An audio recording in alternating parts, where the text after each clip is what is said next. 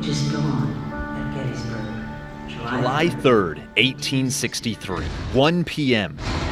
General Lee unleashes 140 Confederate cannons on this spot. It'll be so loud and so strong they could hear it as far away, they say, as Pittsburgh, Pennsylvania. For nearly 2 hours, the sky rains fire on Union gunners. Who was the focus of all this artillery bombardment?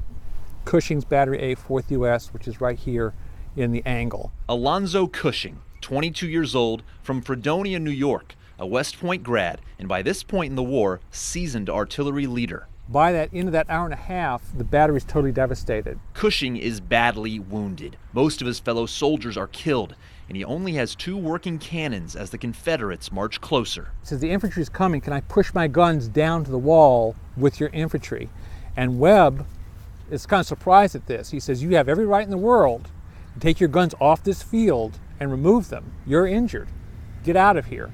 Webb is surprised when Cushing says, no, I want to fight.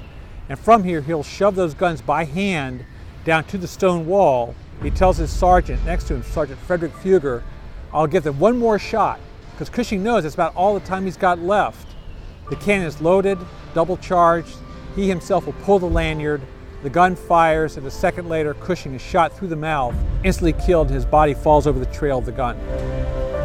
A single person standing up to an army to become an American hero. Cushing slowed the Confederate march during one of the most crucial moments in the entire Civil War. But if Cushing had not been there, had not slowed the assault, it may not have given the infantry enough time to bring up extra troops to reinforce this part of the line. Cushing's life and courage are written in stone. The men who served with him that day placed a monument on the spot where he fired his final shot.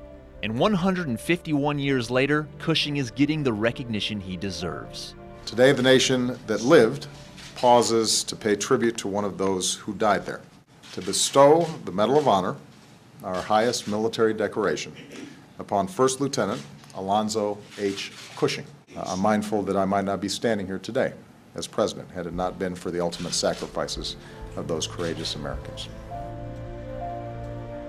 The world is very different than it was in 1863, but what Cushing died for lives on in the freedom of every American.